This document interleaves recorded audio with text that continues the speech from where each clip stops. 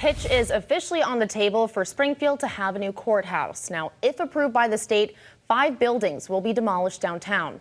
Local developers are looking to put the courthouse at the corner of Chestnut and Lyman Streets.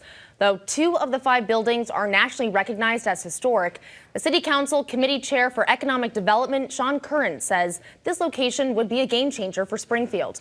He explains the Lyman Street location is close to public transportation, far away enough from I-91, and would revitalize surrounding neighborhoods. In addition, Curran is optimistic this project would create lots of job opportunities. It's going to bring construction jobs for at least 2 years. It's going to bring courthouse jobs to this area. The shops and the restaurants around here will benefit. I think this is going to be terrific for this area. I think it's really going to turn around downtown Springfield. Another benefit, according to Curran, is the proposed location's proximity to the Springfield Police Department.